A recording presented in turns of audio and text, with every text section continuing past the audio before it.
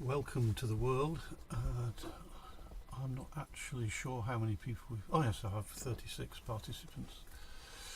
37. Welcome to everybody who's attending this. This is, I think, one of, maybe the first, if not, but certainly one of the first joint presentations between the UKCCSRC, which is the United Kingdom Carbon Capture and Storage Research Community, supported by the Engineering Physical Sciences Research Council, and between Scottish Carbon Capture and Storage, based out of Edinburgh, networking between 5 or 6 Scottish universities, who is supported by itself. And today we're interested to have a couple of different speakers presenting to us on how carbon capture and storage classifications could work, and will those be useful in targeting growth of CCS into particular sectors. And there'll be 2 presentations, roughly about 8 to 10 minutes each, and then we'll have an open floor discussion. And in that, you can, during the presentations or during the discussion, please send things into the chat function at the bottom of the screen, or you can raise your hand, and myself and Jen Roberts, who's also chairing, will switch between people to hopefully maintain a useful flow of conversation. Okay, so that's the outline of how we're trying to do it. And the speakers will be Justus, Andreas from Bellona, which is an NGO based out of Norway, campaigning on nuclear proliferation and campaigning for CCS since the probably about the 1970s or 80s. Famous for importing the very first electric car into Norway, just to remind everybody, and famous for its leader being arrested more than 3 times. And E3G, Domien, Vangenechten, and E3G is a much more policy focused, less direct action, sitting on the street network, and those 2 people have authored a policy briefing on classifying carbon capture and storage. But we'll start off before that with Richard Stevenson from Scottish Carbon Capture and Storage, who's been deeply thinking about how to classify and how to think about decarbonisation in a much wider point of view, of which CCS will be a part. And just to give a little bit of policy context before I invite the people to speak, you'll all be aware that CCS now exists. It exists in the UK as an industrial activity. It's funded by roughly about £1 billion by the UK government, with a £20 billion underwriting promised for decarbonising 4 industrial centres geographically around the UK. But of course, if you back calculate from where we need to be for net zero in 2050, which is UK policy, this is developing at about 100 times too slow, so that's now pretty well established. And even if we go to other parts of the world, the famous infinite money tree offered by the United States Inflation Reduction Act and 45Q subsidy, that still only lasts for 10 or 15 years, and if we add up the projects which are being funded there, they again are 40 to 100 times too slow. So it's good progress, but not sufficient.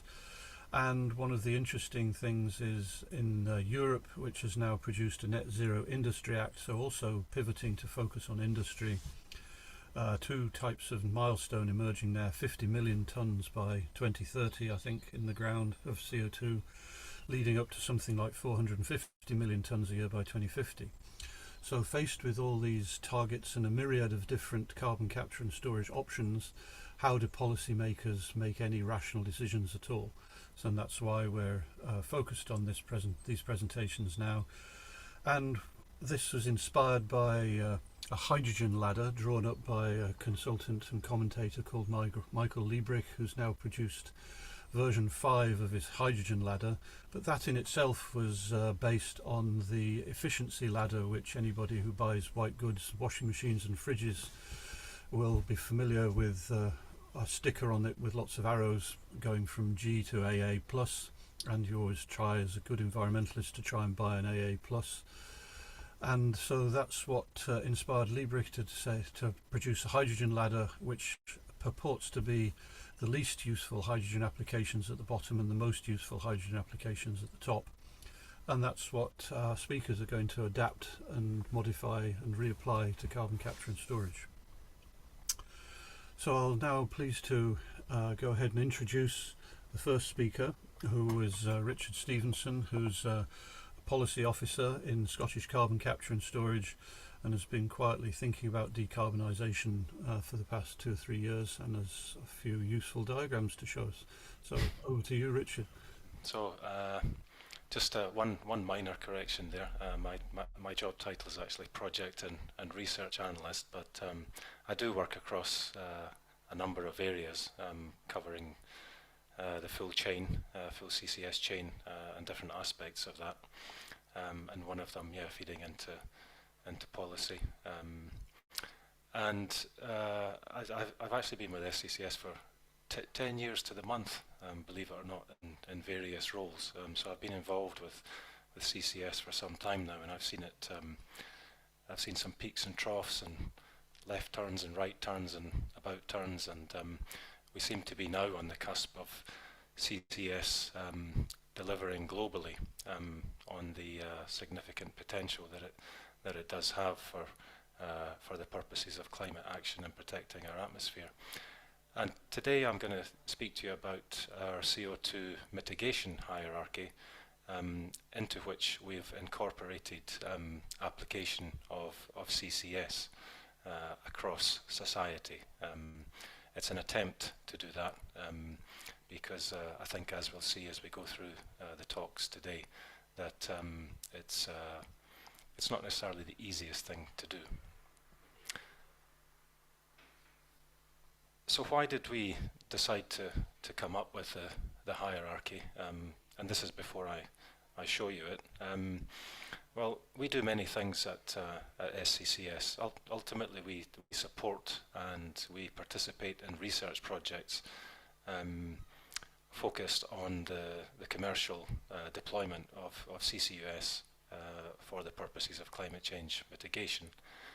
And of course, I mentioned the various twists and turns that CCS has experienced, and certainly in the time I've been working in this field, and I know others have been working in it for more than that. So you have a range of understandings and a range of different levels of knowledge about CCS, what it is, where it could be applied, perhaps opinions on where it should be applied or shouldn't be applied. And you have everything in that sense, from proponents, advocates for CCS, all the way to would-be opponents who actively oppose CCS, seemingly sometimes at all costs. And you of course have everything in between. And then you also have stakeholders who may have heard of CCS, but they don't know too much about it. Or you may have come across people, as I do and we do quite often, that haven't heard of CCS at all, and they think it's the most fantastic idea ever. Fantastic in many senses of the word. And so we wanted to communicate through the various activities that we do, and that's stakeholder engagement at policy level, project level, dealing with the public in terms of outreach and engagement, and also training and CPD courses that we offer. We wanted to either find something or create something that helped us communicate the fact that CCS has its place, but it's definitely not a case of CCS at all costs. And we of course found many different hierarchies for CO2, carbon management, and sometimes CCS as well. But there was nothing that quite fitted the bill that we thought for our purposes. So what we have come up with is this here. And this is what we're calling our CO2 mitigation hierarchy. It's based on the well-established tenets of the avoid, reduce, recycle, reuse, from perhaps most notably from the waste sector, that many people, or most of us, will be familiar with. And we've attempted to incorporate CCS into this as well. Now, there's nothing particularly groundbreaking about this hierarchy here. It's all fairly fairly self-explanatory. It is prescriptive. It's not sequential in the sense that we need all of these things, and it's about doing them to the extent that is needed and or that is possible. And the bottom two sections in this hierarchy obviously relate to CCS, capture and store, and then carbon dioxide removals. And what we mean by store is by means that are intended to be permanent. So keeping, locking up the CO2 permanently out of the atmosphere, not just temporarily, because that's not really what we're after.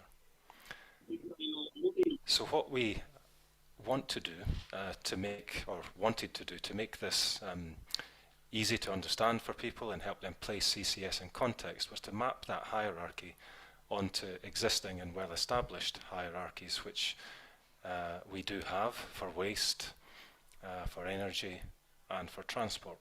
And you'll have seen similar hierarchies and graphics like this. They may look slightly different in your part of the world, or change from year to year, but essentially these are things that are reasonably well established and familiar to people. And so that brings us to this here, to our overall hierarchy diagram. We have the mitigation hierarchy, the inverted triangle on the left, and then we have the three well-established, familiar hierarchies for waste, energy, transport in the middle.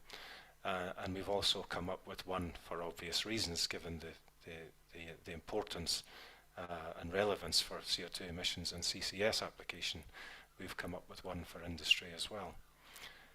And I'll spend the next few minutes on this slide. There is only one to come after this. And now this is a whistle-stop tour. But needless to say, a graphic like this needs to be accompanied by commentary and by explanation, because anyone clapping eyes on this, especially for the first time and or in isolation, will have questions, which is perfectly fine. So I will attempt to give you a whistle-stop tour and take you through it. So the first two rows, so we have avoid and reduce. These are perhaps practices and activities that are fairly familiar to all of us, and these are actions that should be taken by actors across society, whether that's on the supply side or demand side, whereby everyone looks at their practices and operations and identifies things that just shouldn't be happening, or don't need to be happening. So avoid doing bad things. And when we can avoid doing bad things, we might find that we're left with something else, and then we try to reduce that. We try to reuse or recycle materials, for example, as per the waste hierarchy. In terms of energy, that looks like energy efficiency, and then using ever-increasing amounts of renewable energy and generation. In terms of transport, public and shared means of transport, alternative fuels, so fuel switching effectively. And for industry as well, you can see a combination of these. And the industry box there illustrates that a particular option doesn't necessarily neatly fit into just one box. It can straddle many boxes. It can appear in more than one box, which is, of course, absolutely fine. So the first two rows, avoid and reduce, I think are fairly familiar to people, and it's a way of us mapping sensible things to do with CO2 emissions across sensible things to do in other sectors. And it's below that we get to the bottom two rows, capture and store CO2, CCS, and then carbon dioxide removals. That we begin to see how CCS can then play a very important role across the economy, not just in one sector, but in different sectors. And of course to varying degrees, which this diagram doesn't necessarily highlight. But what this is intended to do is to illustrate to stakeholders that CCS should or can at this point be used to deal with residual emissions that cannot be easily decarbonised otherwise, whether that's in terms of because of technology readiness levels, it's maybe not quite there yet, or not sufficiently developed to be able to be deployed to meet the temperature rise targets that we're aiming to meet, or it can't be deployed at scale or sufficiently quickly.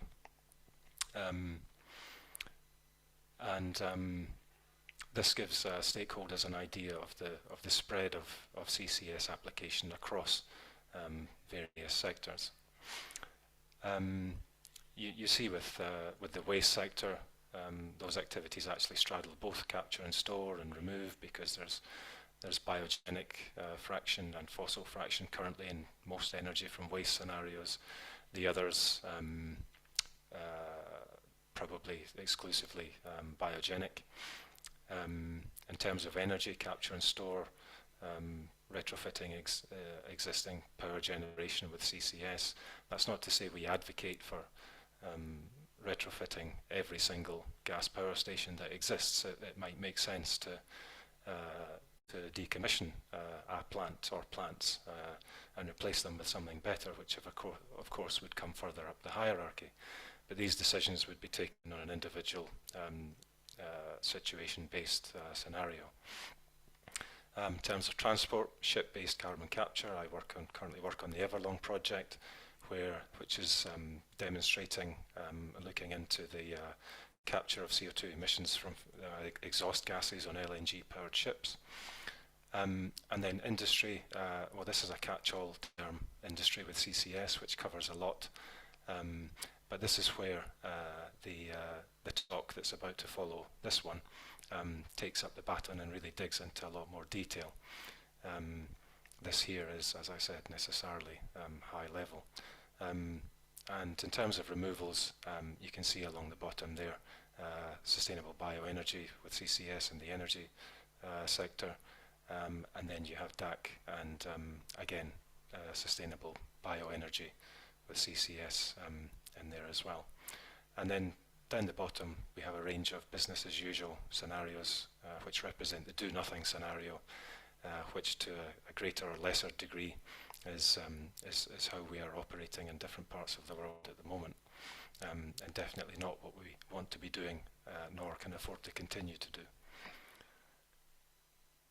So this is my final slide. So on the application side, we created this with the intention of it being a high-level, illustrative, educational tool to use with all stakeholders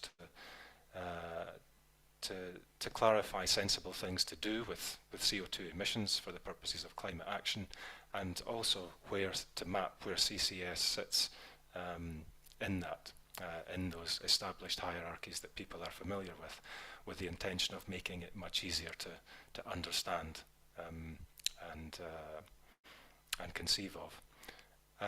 It's not an exhaustive list. It is not granular in terms of technology readiness levels, or doesn't look at the efficacy or the scale of capture and or of storage, and it doesn't look at the cost of delivery and who is going to pay for that either.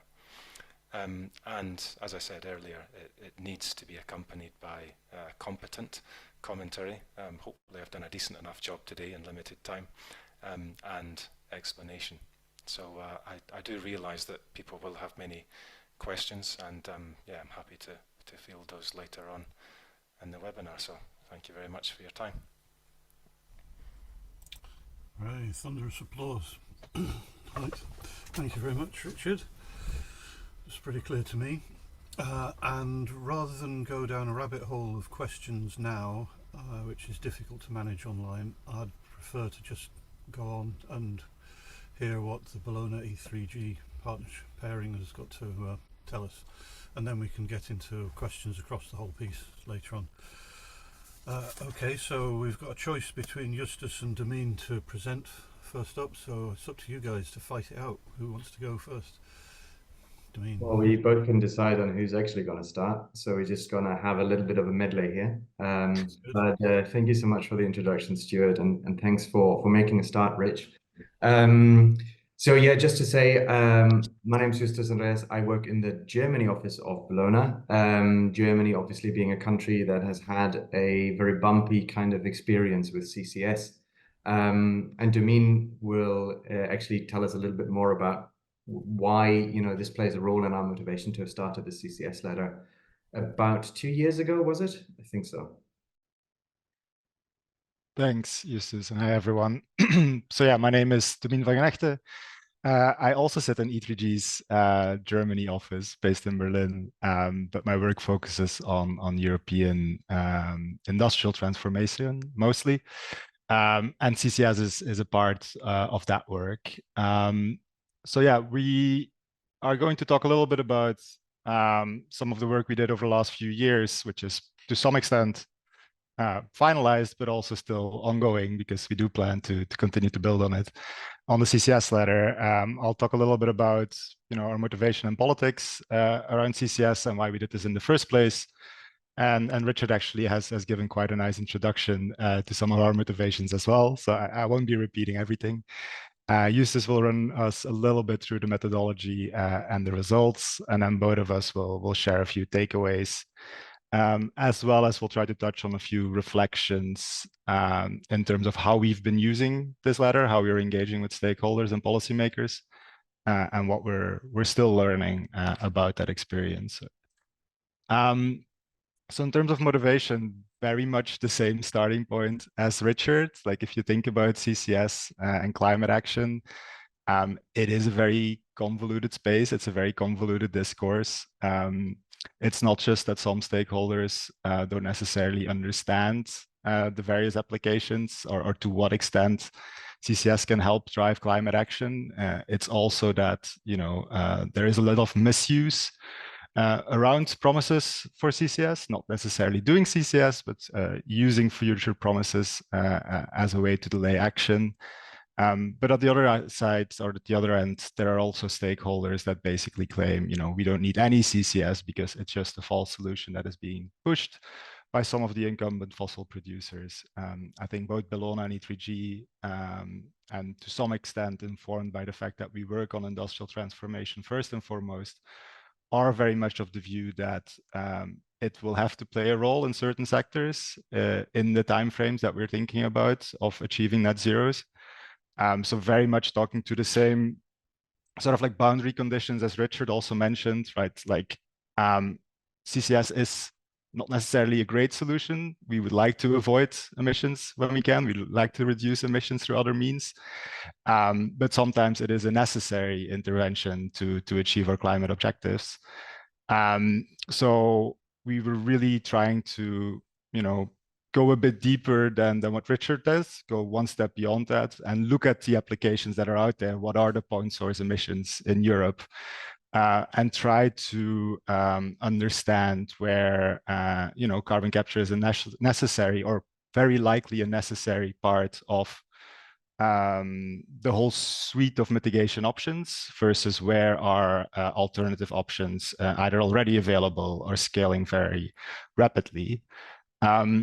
I think beyond that, I guess, broader introduction, like I think we also realized that this was motivated by the fact that we assume that, same as any other mitigation option, CCS, or at least the infrastructure side and the storage sides, will represent attributes of a scarce good. As any other mitigation option, we are scaling and building and making available these options. But at any given moment in time, in the coming 25, if not 50 years, this century probably, there will be limits to how much CCS we will do, same as there will be limits to how much clean hydrogen there will be available or how much clean power there will be available. you could argue that, in a market economy, in a situation perhaps 20 years ago where we said, okay, we're going to solve this issue with carbon pricing and carbon markets, that doesn't really matter because the market will sort of solve itself. I think we're in a moment in time where that doesn't really hold true anymore. Like, governments are being increasingly interventionist when it comes to addressing the climate problem. We're talking about government investments into infrastructure, massive amount of subsidies, etc. So there is a very clear public interest case in assessing various options against one another. As the government, you would want to invest your limited amount of storage that you have available, ideally to those sources that don't have alternative means available to them, while using your clean hydrogen, for example, for those like the hydrogen ladder, for those applications that are most suitable to use there. And at the same time, we wanted to bring in a time dimension here. As we said, like, these alternatives are scaling. The availability of them will adapt over time. So the value of CCS will also differ right now versus 2050, for example. I think lastly, like, why now, right? I think to a lot of us working on carbon capture, like, you probably always have had quite nuanced views and an understanding that this plays, a more crucial role in climate action in some applications than in others. But it coincided nicely in a way with the new era of CCS, at least in mainland Europe and in specific member states. Paris Agreement is still a fairly new thing. Europe has a legally enshrined goal of climate neutrality by 2050, Germany 2045. And on the back of that, we did sense that policymakers were getting very serious about CCS again, and we're actually thinking about, okay, let's think about what this policy framework looks like. Let's come up with a justification. You need to create political and social coalitions, basically, or support for some of these applications to happen. And we thought that this was a good moment to help inform that debate with a framework, with a tool that can guide or inform stakeholders, I guess, and where we see, at least, I would say in general, but just Bellona and us, CCCS playing a bigger role than elsewhere. Justus, I'll hand it to you. Yeah, great.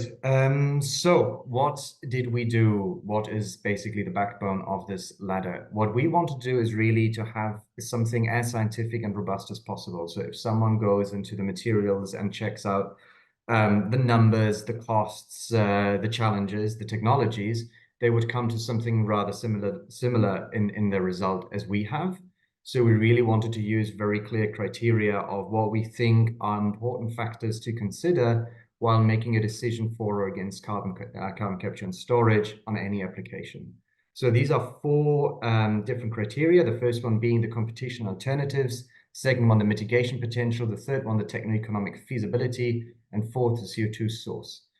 So the competition alternatives, we wanted to have a look particularly at, well, what else is out there? So if we look at, decarbonizing a steel mill, for example, there's hydrogen out there. So the question is hydrogen better or worse than putting CCS on a blast furnace? Realizing, well, hydrogen can be done non-fossil, so there's a sustainability benefit here. This was, for example, one of the kind of balances or questions that we asked ourselves, but we did this for literally every application that you will see in a second. So what runs behind it is there an alternative for the final product? Do we really need cement, or can we just do it with wood and timber? The second one, are there alternative materials? So basically what I just indicated with hydrogen or other paths to kind of decarbonize. And then, of course, the question, well, even if there are alternatives, they are no good if they're not there yet. So how comprehensive can they actually deal with the emissions that we have? When are they available? And so at what cost, etc. We look at also in this category.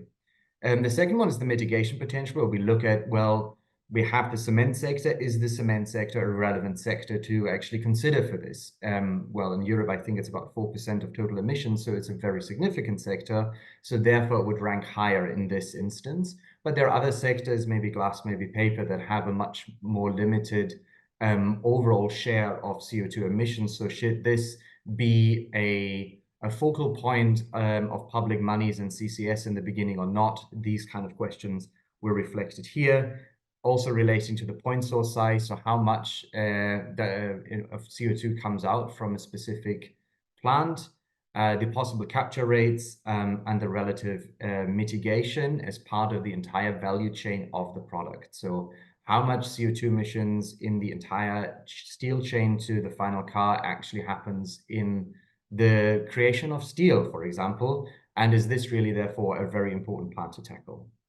The third bit is about the techno-economic feasibility of CCS at a plant. So what is the cost of actually implementing CCS there?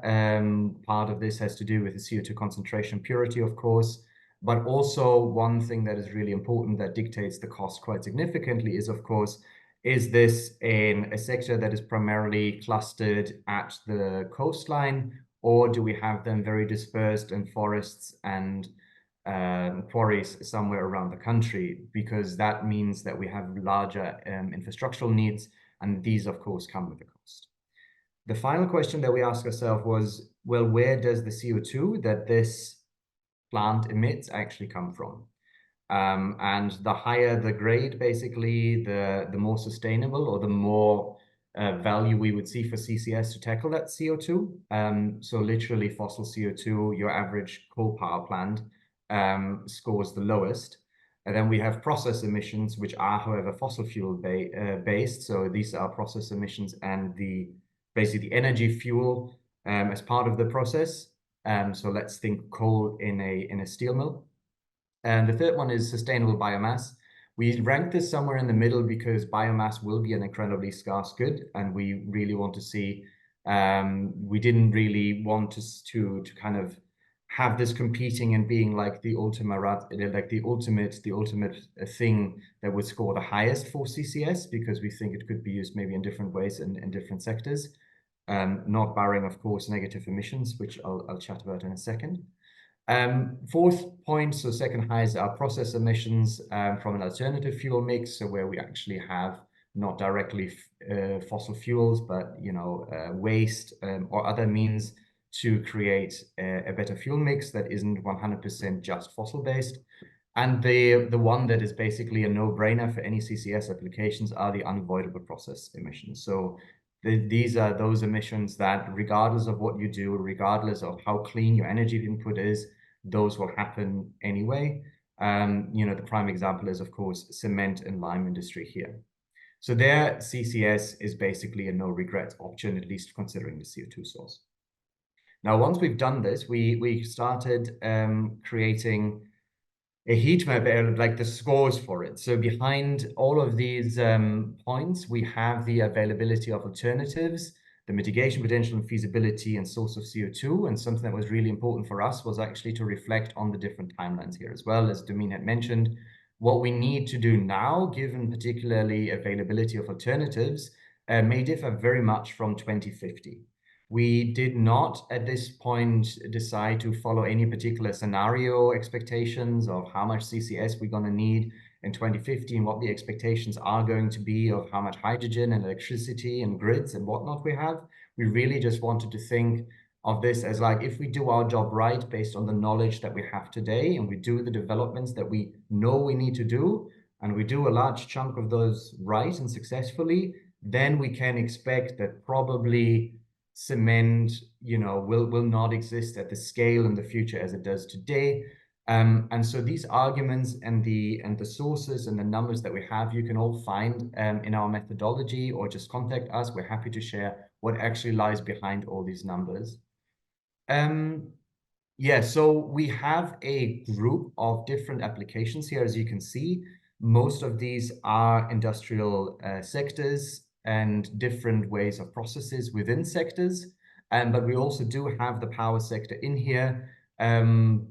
This power sector is focused on the grid electricity. This does not include industrial power plants, which would require a different sort of assessment because of a different service that they provide and different needs that they have as well. So this is very much basically on the grid as we are decarbonizing, moving towards more and more renewables. And if you go to E3G's fantastic website, ours sadly isn't able to host this for programming reasons, but they have a beautiful interactive map matrix, basically, where when you hover your cursor over those different colored numbers, you will see a brief explanation of what is behind it. There is an example to the left of the screen here, why we think that the availability of alternatives will change in 2050 for cement here. I'm not going to go into detail on any of these applications. I think that would really go beyond of what we have time for. But you know, if you see something that really triggers you, feel free to ask. We hope that we still remember all the data and the motivation arguments behind those numbers. If we don't, you know, do read the report, and if then there are still questions, do get in touch. Right. Next slide, Domien. Yes. So this was the heat map. Now you've seen basically what everything looks like, but obviously we wanted to have a ladder out of it. And as Stuart said initially, this is what literally is on the back of your fridge, I'm guessing. So we started ranking those different CCS applications for the value that CCS has in terms of climate action. So the higher these rank, the higher our encouragement for public support and focus on these sectors. So we're not saying public support necessarily needs to be subsidies and money, but we're simply saying if the government has an interest or the public sector has an interest in ensuring climate action is being implemented, these are kind of the sectors where you ought to be putting your focus on. Whereas on the bottom, there you have really better alternatives or other factors being at play here that the government should be focusing on instead. We are not saying that there are applications anywhere on this ladder that should never see CCS installed on them. Not at all. That can very much be a decision based on that the operator makes. We're simply saying, should the government really be putting billions and billions of euros or pounds on coal-fired power plants in Europe? We would highly doubt that. If a coal-fired power plant operator really thinks that's the best idea of the century, he should go ahead and pay for it himself, basically. But what you can see here, also indicated by the little arrows, is the change over the next 20 years of what we expect, where greater alternatives will actually happen. So we're seeing that certain sectors where we are waiting for hydrogen or electrification to happen are being pushed down on this ranking, on this ladder, because we assume and hope really that we get at least some green hydrogen and some greater electrification going over the course of the next 30 years, so that really by the time that we ought to be net zero, we have CCS on a far more limited scale applied to certain sectors, like for example steel, or in the production of hydrogen, so the blue hydrogen route here. There are, however, still no regrets options. So you can see that cement and lime has not moved. Same with waste incineration. These are definitely the three sectors where CCS, if you still want the products that these sectors produce, you have to actually put CCS on top of them. We also wanted to make a very clear distinction between CCS as a mitigation, as an abatement technology, and negative emissions, where CCS obviously also plays a role, which is why you have this little extra box with a star on direct air capture. Now, that is something that we see really only arrive properly in 2050, when we actually have the energy to spare to run direct air capture applications. So those are already some of the key takeaways that I said there. Basically, there are no regrets applications for CCS. The real success of CCS, so taking its actual role that it should play according to sustainability and other criterias, and the transformation to a more fairer economy that we all want, is really only then achieved if all other climate measures are delivered at scale and pace at the same time.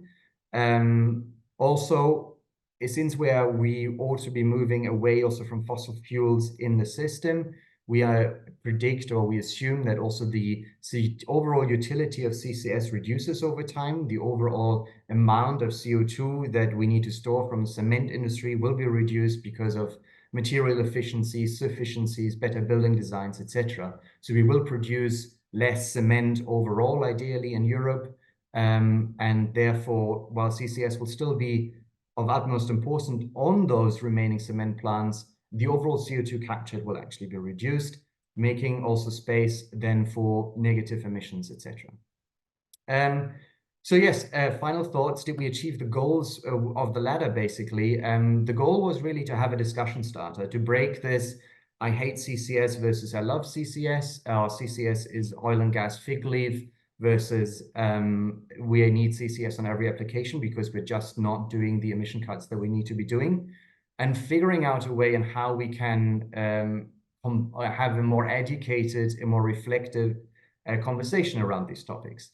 So what I can say from the experience here in Germany is very much this has been somewhat of a success. We've had a lot of people from different sectors coming towards us and asking, can we talk about this? Like, you've put our sector into class D. Why is that? We really belong in C, or we really shouldn't be on this list at all. Those were really fun and interesting conversations where we realized, okay, this ladder can be developed further. There might be a version 2 somewhere in our future if only we had the time and funding for it. But also the carbon management strategy of the German government that had been teasered/announced just 2 weeks ago, in the stakeholder dialogue that we had to have here in Germany because of these conflicting positions across civil society and the private sector. This ladder really has helped during those stakeholder dialogues that had been picked up by the ministry. Domien and I were invited to sit down with the Chancellery, so number 10 equivalent in Germany, to discuss how they wanted to actually find better financing and policy systems to ensure, in a way, to implement a more focused approach to CCS based on what they were seeing here. And these are exactly the kind of questions that we wanted to trigger in a way to take this as a basis to ask the right questions, well, how can we actually implement it on these areas where we really need it. But I think, Domien, you've got another couple of anecdotes. I think then it's also question time. Yeah, thanks, Justus. I mean, yeah, just to echo what Justus said, like we've had lots of conversations with lots of different actors. And while it's very useful to introduce the topic and sort of immediately go beyond the whole, yes versus no part of the discussion, I think, and very similar to Richard's framework, like it has its limitations still in terms of granularity. We are not talking about quantities. We're not talking about like how big a part of the solution CCS is. And, just by itself, like the visualization or the framework, you can interpret it any way you want. It's prone to misuse. And it does, I mean, yeah, stakeholders don't always take the conclusions we would like them to take. I think, we are a civil society in the end. We engage a lot with environmental and climate NGOs. They like this a lot. They like this to say which sectors they don't want to see CCS being used, right? So they would love to draw a line basically under the 8 category and say, well, we will indulge it here, but anywhere else, we need to focus on the alternatives. That's not our position, but that's, an example of how this is being used by others. I think some of the very interesting conversations are, as you said, sectors that are on this list themselves, but especially sectors that or parts of a sector that have alternative production methods. So conversations with people in the world of cement, for example, are very interesting. One of the first comments that we got was, you shouldn't be talking about cement because you're only talking about clinker kilns, basically, and clinker production, and how we produce our cement is without clinker, right? So you get into these very interesting conversations within individual sectors, like how big of a solution it is, which is challenging. It's also not something our ladder tries to address, but is exactly the kind of conversations we think we need to have, basically. So in that sense, very happy with it. Yes, we want to build on this. Yes, to some extent, we want to go a bit deeper into individual sectors and talk a little bit about the amount this might contribute. And I think the value of the hydrogen ladder is also that it has stimulated discussion, and Michael has published his fourth or fifth update right now. I'm not sure we will be as productive in the coming months and years, but yeah, version 2 is definitely in the cards. Yeah, I think we'll stop here. I'm very, very keen on discussing this further. Okay, guys, more thunderous applause. Thank you very much indeed.